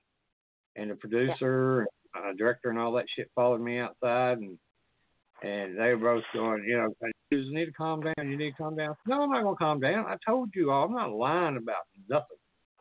This is what we got. Either you show it the way we got it, or I ain't doing it. Mm-hmm. And they agreed to it, and the ones they did, they did right by it, because I know that they could go back and edit and make it sound any way they wanted to. So I was real careful on how I spoke and try to make sure that I didn't fuck up and give them something to use against me. But they did a good job. I give them that. And and they told me afterwards, after they done the filming and stuff, they're like, you know, how all the paranormal groups and people paranormal that we've had out here, you are the only one out all these years that's ever stood up like that to us. I'm like, yeah, I'm a big old boy from Virginia. I'll fuck you up. I don't deal with no bullshit. Yeah. I was investigating before the paranormal shows were a thing, you know, and it hasn't changed my view on it. It hasn't. I don't. You know, my view is always. It's always been this way. This is the way it is. This is the way I investigate. If you don't like it, don't come investigate with me. That's the way it is, you know. Right. Yeah, it may not work for everybody, but it works for me for 20-something years. I'm going to stick with it. Well, it's worked for me for 11. And granted, I haven't been in it as long as, you know, you and a lot of other people in the field, but I stand my ground. I don't charge, and I don't put up no bullshit either. From the people in the paranormal world, even with their clients, you know, I don't put no bullshit with them either. I tell them straight up, you know. Yeah. And I've got a lot of respect from a lot of people from that, and of course I've got a lot of haters. Well, are there any places in the country that you know, that you haven't investigated that you'd love to go to? Oh gosh, yeah, there's a lot of them. Let's see. I'd love to go to Manresa Castle in Washington. That place is supposed to be fascinating. It's littler, you know, smaller, almost unknown places that I would like to go to, because there's a lot of them that get so much TV, you know, everybody knows the stories, everybody knows the rumors, and, you know, and all that. And some of the little more, I mean, there are some of those that I'd like, because I'd like to go investigate the Queen Mary and, you know, and a couple other places. I would love to be locked overnight with maybe one or two other people, maybe on Alcatraz. Leave me there overnight. I'm good. And, you know, Eastern States, would love to spend the night there. But yeah, Manresa Castle in Washington, I would love to go to. But my absolute bucket list place, it is not in the United States. It's in Italy. It's a monastery in northern Italy called Lucadia. That is my ultimate. I absolutely want to go there, but I've been told that it's very hard to get women in there anymore, and they're selling off pieces of it, so not much of it exists anymore. So that's sad to me, but Luchadio is my ultimate. So. Wow. Well, where do you think the future of the paranormal world is heading?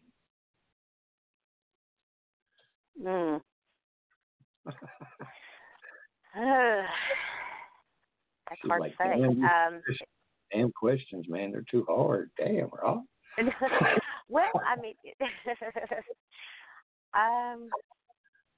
it's on one hand, I think with all the new developments and new new tools and everything that people have developed, I think, you could maybe get some more, get a little bit better evidence, get better this, get better this. Or are we going to, because there is so much on TV and in movies and things like that, are people going to get sick of it and it's going to die out? I mean, it'll never die out for me. The curiosity for me is always going to be there. But maybe, I guess if people get sick of it and it dies out, they'll, we'll be able to get into places easier and it won't cost as much to get in there. I don't know. But yeah, that's kind of hard because it could go several different ways. It could really go several different ways. Mm-hmm. I don't know. I mean, for the moment, I see the interest growing in it, and I see the concept of paranormal investigating increasing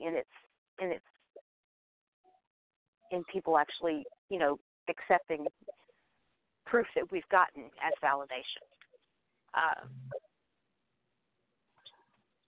So.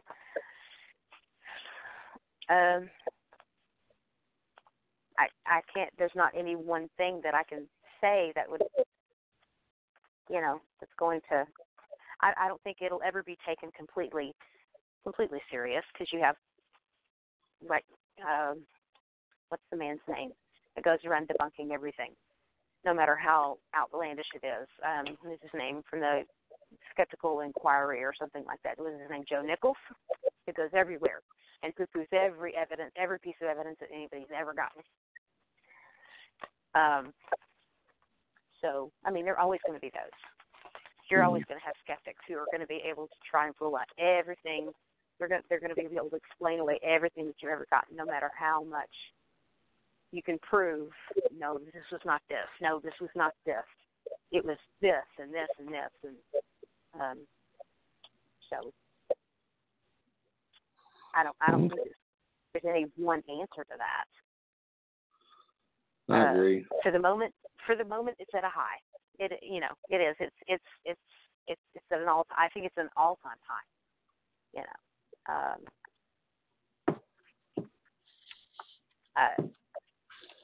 The one person that I would actually, the first group that I was ever a member of was in the early '90s, and I became a member of Ed and Lorraine Warren's group.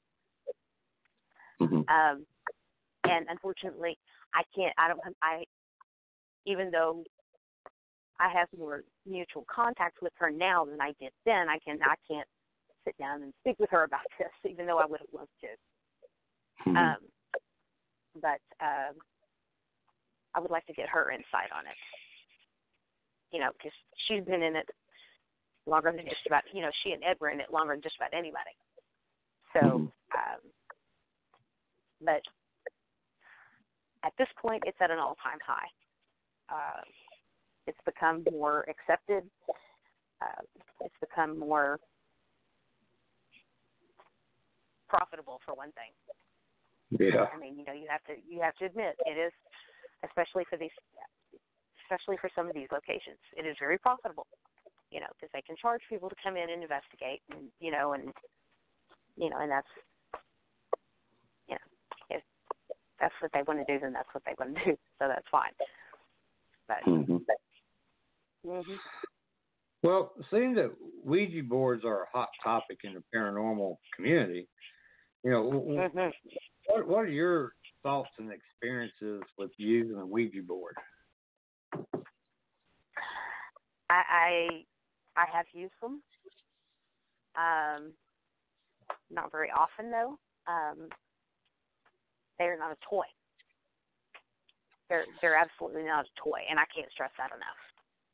You know, you don't. I hesitate to use the word play with it because, but using one. I actually had an experience with my sister many years ago that I went and bought one, and we were playing around with it, and we actually got names, we got a date, and we were actually able to track down the name of the man that the board gave us. We tracked him down. He lived in San Mateo, California. It even gave us his address. And supposedly the person we were speaking to was his son and his wife who died in a car accident. But it got that specific with us that it gave us his name and his home address in San Mateo, California.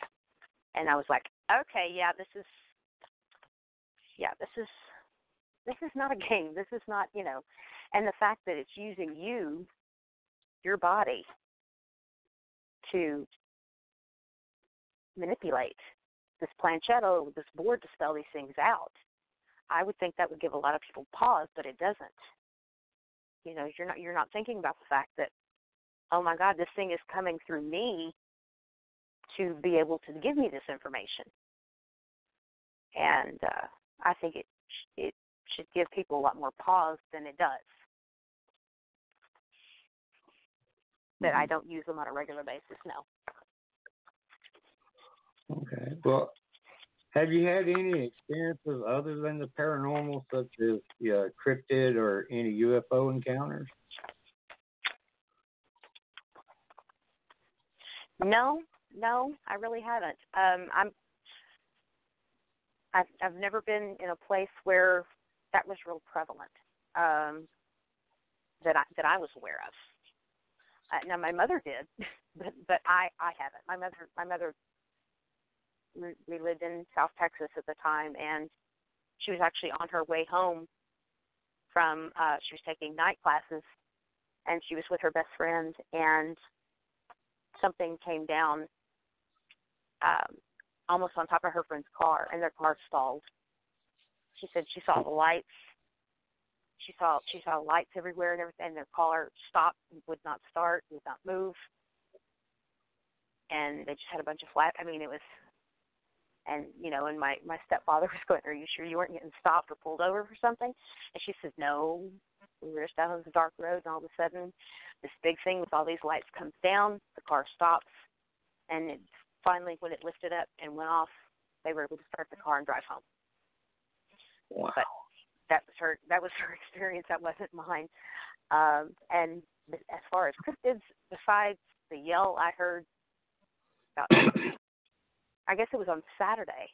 It was on Saturday that I heard it 3 or 4 times out in the woods out here. That's closest I think I've ever had to see, anything like Bigfoot-wise or anything like that. I'm not saying that it doesn't exist. I'm just saying that area of the paranormal has really never sparked my interest, I should say.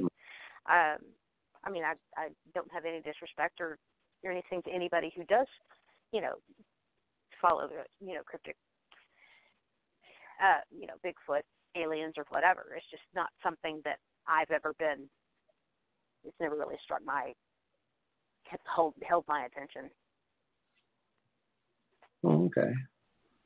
Well, seeing how we're running out of time, what are your plans for the rest of 2019? Do you have any projects that you're working on that you can discuss? Oh yeah, we've got several things coming up. We're going to be we leave Sunday for Kentucky. We're going to be at Mid-South the last weekend in June. If you've never gone, you need to go. It's very interesting. It's a lot of fun. This will be my 3rd or 4th year. I can't remember which. But we always have a good time. Keith is always the most, he's, consummate professional. He's the perfect host. He pulls everything together and keeps it all together. And then we'll be at, where we're going to be after that? We're going to be at PhilCon in Illinois. We're going to be at Greystone Manor. And then we'll be at Iron Island in New York. And then we start moving west. We're going to be at Sisters Tea Room in Benton, Missouri. And then we will be at Vulture City Con in Arizona in September. Let's see, what else are we going to be? Got quite a few projects that we're working on as far as the historic preservation. We're having events there. And then I'll be speaking at Phantom Fest first weekend in November. And then also in November, right before we come back for Thanksgiving, we're going to be at Ferry Plantation in Virginia. So we're on a 5-month hike right now, moving about and doing different projects and going to different cons. And Sorry. Sorry. That's all right. Just enjoying our travels and meeting interesting people and catching up with people we haven't seen in a long time, and it's just a lot of fun. It's a lot of fun. Yeah, I'm excited to get to meet you in November. Mm-hmm. Phantom Fest. Yeah.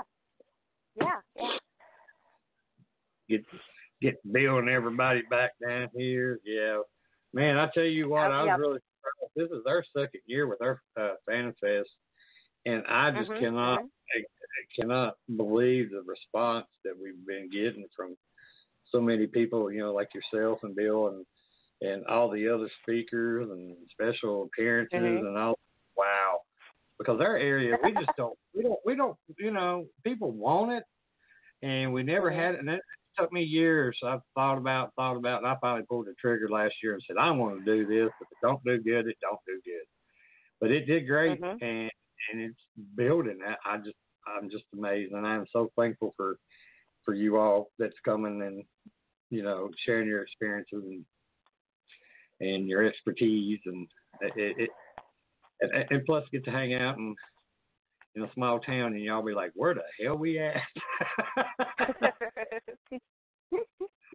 You brought me down here. No, but that's one thing that we enjoy about. I really enjoy about. We have the special events and everything. Those are fun, but you go to cons and you get to meet and interact with people, and people that you just heard of, and you get to actually sit down and talk with them and share ideas and share investigating techniques and things like that. And that's really exciting for me. Oh yeah, I enjoy it. I do, and seeing everybody else enjoy it, that's what makes it great. Yeah. Do you have a website or anywhere where people can, get a hold of you or, get a copy of your books or anything like that? Well, let's see. I don't have a website for myself. There's my Facebook page. I'm listed as Amy Green, AMI, and you can reach me. My email address is beyondspooky@yahoo.com, and you can also search for my Facebook page that way, or it's just Amy Green, AMI, and it'll say Amy Green, the Ice Queen, and so they can get a hold of me on my Facebook page, or email me directly if they want to, or either one of those ways. No, I don't have a website. I'm just an investigator. I'm no big deal, I just do what I love to do, and I'm lucky to get to be able to travel around and do what I love to do, and meet great people that also sharing that with me. Well, Amy, it's been an honor to get to speak with you. I've had a great time, and I want to thank you so much for coming on the show. And like I said, I can't wait to meet you in November and shoot with you some more. Okay, that's all right. That'll be awesome. I'm looking forward to it. Okay, well, I'll let you go. And like I said, anytime you want to come back on, just let me know. or I'll let you know, and we'll work it out again, and then I can ask you more. We'll go personal. Ask you some I don't know how personal you want to get, but you know. Be like, hey, girl. You know that dinosaurs roamed the earth when I was a child, and. Well, they, me too. So don't feel bad. So, no, I appreciate you having me on and giving me the opportunity to talk about this, and because it is my passion. It is what I love to do. Well, you're doing a great job. You keep on doing what you do, girl. Well, thank you very much. Thank you. And, yeah, I look forward to meeting you and getting to speak with you some more in November. Okay. Well, you all be careful while you're out. Shit, I can't talk. While you're out on the road. We'll do. Well, you have a good night and a great weekend, and you take care of yourself. And, again, thank you so much. All right. You too. Thanks a lot. Bye-bye. Okay. Bye-bye. Okay, everybody. Again, I want to thank the amazing and beautiful Amy Green, the Ice Queen, for coming on the show. Have nothing but respect for her and the job that she's doing. Again, we'll welcome her back anytime she'd like. Just another quick reminder, Amy will be speaking at our Fantasy Fest this November 2nd, located at the Russell County Conference Center at Lebanon, Virginia. Next Thursday night, June 27th, our special guest will be another one of my best friends. She is the case manager, investigator at Black Diamond Paranormal Society. So until then, everyone have a great weekend. Be safe. Have a good night. Have nothing but love for you all. Let's hope nothing messes up next weekend. Everything went great today. Night-night. That's it for us tonight. I want to thank everyone that took the time to listen in. I'd like to give a big shout out to the Vibe Radio Network and to Ryan for putting up with us. Also to all the first responders and our men and women in the armed services. Thank you for your service and the sacrifices that you and your families make every day to keep our great nation safe. Tune in next week to another exciting show starting at 10 p.m. Eastern Standard Time. Everyone can go to our Facebook page Within the Chaos, and don't forget to like our page to see upcoming guests along with past shows, postings, or you can also go to my website at www.blackdiamondps.org or blogtalkradio.com/Vibe Radio Network. Also, we have a YouTube channel, so go to YouTube. Look up Within the Chaos for past shows. Thanks again. Until next week, everyone have a safe weekend and have a good night. And love you all. Be careful out there.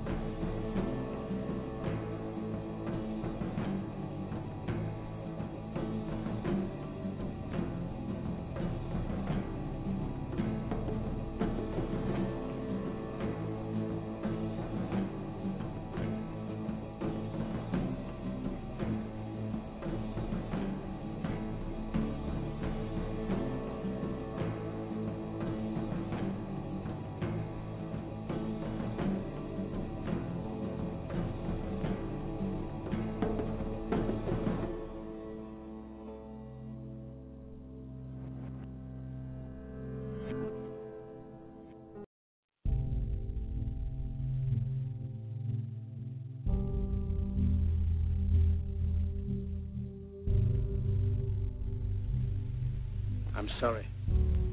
But I don't want to be an emperor. That's not my business. I don't want to rule or conquer anyone. I should like to help everyone if possible. Jew, Gentile, black man, white. We all want to help one another. Human beings are like that. We want to live by each other's happiness, not by each other's misery. We don't want to hate and despise one another. In this world, there's room for everyone, and the good earth is rich. and can provide for everyone. The way of life can be free and beautiful, but we have lost the way. Greed has poisoned men's souls, has barricaded the world with hate, has goose-stepped us into misery and bloodshed. We have developed speed, but we have shut ourselves in. Machinery that gives abundance has left us in want. Our knowledge has made us cynical, our cleverness hard and unkind. We think too much and feel too little. More than machinery, we need humanity. More than cleverness, we need kindness and gentleness. Without these qualities, life will be violent, and all will be lost. The aeroplane and the radio have brought us closer together. The very nature of these inventions cries out for the goodness in men, cries out for universal brotherhood, for the unity of us all. Even now, my voice is reaching millions throughout the world, millions of despairing men, women, and little children, victims of a system that makes men torture and imprison innocent people. To those who can hear me, I say, do not despair. The misery that is now upon us is but the passing of greed, the bitterness of men who fear the way of human progress. The hate of men will pass, and dictators die, and the power they took from the people will return to the people. And so long as men die, liberty will never perish. Soldiers, don't give yourselves to brutes, men who despise you, enslave you, who regiment your lives, tell you what to do, what to think, or what to feel, who drill you, diet you, treat you like cattle, use you as cannon fodder. Don't give yourselves to these unnatural men, machine men with machine minds and machine hearts. You are not machines, you are not cattle, you are men. You have the love of humanity in your hearts. You don't hate, only the unloved hate, the unloved and the unnatural. Soldiers, don't fight for slavery, fight for liberty.